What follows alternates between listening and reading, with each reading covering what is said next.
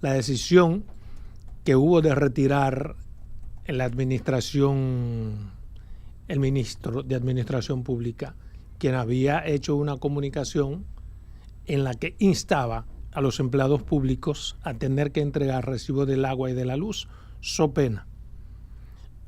Me apenó mucho ver ayer al presidente tener que referirse a ese tema y tratar de justificarlo, diciendo incluso que no es obligatorio. Pero el que leyó la carta, el que sabe leer entre líneas y no entre líneas, sabe que el espíritu de esa comunicación mandada por el ministro de Administración Pública lleva una carga y una connotación de obligatoriedad. No dice la palabra obligatorio, pero es obligatoria, sobre todo porque en las instituciones del Estado las iban a manejar, iban a monitorear ese seguimiento. ¿Quiénes? Los directores de recursos humanos. Y el solo hecho de que sea el director de recursos humanos de una institución que tenga esa responsabilidad implica de manera tangencial, de manera directa, un metamensaje.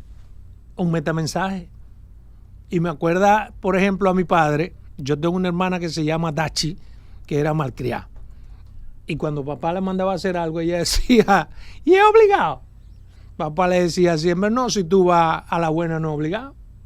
Ya, con eso le decía todo. Si tú vas a la buena mía no es obligado. Y tenía que ir y hacerlo porque ella sabe lo que implica. Pero este tema del retiro de la comunicación que tiene que ver con la obligatoriedad de pagar, de enseñar recibos para el pago del agua y la luz. Más que a mi padre, me recuerda un libro que leí en el que se analiza a Sancho Panza y a Don Quijote de la Mancha. Un libro que leí hace más de 20 años, pero me gustó bastante. En ese libro, cuando se analiza tanto a Don Quijote de la Mancha como a Sancho Panza, se describe a Don Quijote como un hombre de muy buenas intenciones, pero de pésimas ejecuciones. O sea, siempre estaba Don Quijote en el ámbito del deber ser, mientras que a Sancho Panza, su escudero, lo describía como un hombre de muy buenas ejecuciones, pero de pésimas intenciones. Y yo entiendo el espíritu de las pretensiones de Sigmund Freud al decir, es decir, entiendo sus intenciones, pero esas intenciones y esas pretensiones no son posibles al margen de la ley, mi querido Sigmund. Y me extrañó bastante que esa decisión haya sido tomada por Sigmund Freud.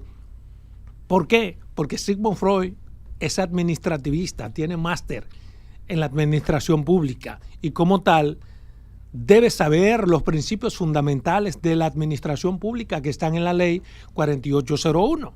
Principios de igualdad, principios de confidencialidad, principios de administración correcta y muchos otros principios que se supone que alguien como él debió tomar en cuenta a la hora de tomar o de hacer una ejecución que afecte, ya sea en positivo o en negativo, a los empleados públicos. Pero parece que se le olvidó ese capítulo. Entonces, a mí me apenan tanto las buenas intenciones y las pésimas ejecuciones por parte del gobierno, tan solo por no dejarse asesorar, señores, por creerse ahora que son sabelotodo y dejan que los humos se les vayan a la cabeza. Eso está pasando con muchos funcionarios que de no haber sido nunca nada en su vida, ahora tienen una posición predominante y creen que lo saben todo y toman decisiones unilaterales. Y creen, por ejemplo, que en términos comunicacionales no necesitan comunicadores. Y creen que en términos económicos no necesitan un análisis económico. Y toman las decisiones que les vienen gana. Y los resultados ya los hemos visto. Y yo quiero decirle a ese tipo de funcionarios que la comunicación efectiva previa debe ser uno de los pilares de un gobierno lleno de muy buenas intenciones como el de Luis Abinader. Pero yo pienso que en el caso de Simón, la idea era, como doliente de este gobierno, los empleados en sentido general, hacer una comunicación entusiasta para ayudar a este gobierno, tratar de incentivar a todos los empleados públicos que como este gobierno les duele, vamos a tratar de ayudar al presidente, vamos a pagar el agua, vamos a pagar la luz, vamos a ser honestos, vamos a ser ejemplo. Supongo yo que era el espíritu de lo que quería decir Simón. Pero ¿qué pasa? La comunicación efectiva, y siempre voy a insistir en eso, tiene mucho que ver con los términos que se utilizan y el hacia dónde usted quiere dirigirse. Usted pudo haber hecho una carta con una comunicación entusiasta, efectiva, y no una carta en la que se ve que el espíritu es mandatorio, que es obligatorio.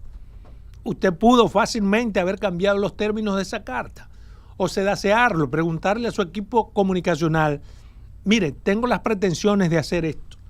En términos de comunicación, ¿cómo ustedes lo ven? Y recibir una opinión. Y a lo mejor hay uno que se anima, porque hay pocos hoy en día que le contradicen a los jefes y le dicen, no, espérate, Simón, no, así no. ¿Por qué? ¿Por qué no podemos hacerlo? Por esto, por esto y por esto y por esto. No lo hagas. Y probablemente él, que es un hombre joven, inteligente y preparado, entienda y diga, coño, déjame echar esto para atrás. Pero no. Generalmente se creen que saben todo y que lo pueden hacer todo. Y eso es lo que pasa. Eso es lo que pasa. Debió ser, a mi modo de ver, una carta entusiasta en la que se les explica a los servidores públicos que se sumen a apoyar al gobierno, en la que se les pide que se sumen a tratar de ayudar por un mejor país o cualquier cosa. Y así no hubiese dado una justificación a cualquiera que desde la oposición quiera contrastar o contrarrestar esa comunicación. ¿Por qué? Porque era una comunicación entusiasta que lo único que hace es tratar de que los servidores públicos, como empleados dolientes de este gobierno, puedan ayudar.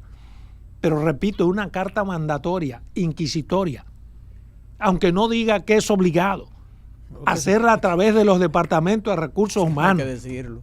Que usted tenga que buscar un recibo de la luz de su casa. Y si no tiene, si usted no es el titular de la casa, de que buscar quién es el titular de la casa y llegar al recibo. No, eso es imposible. Oye, Adolfo, eso es imposible total y absolutamente.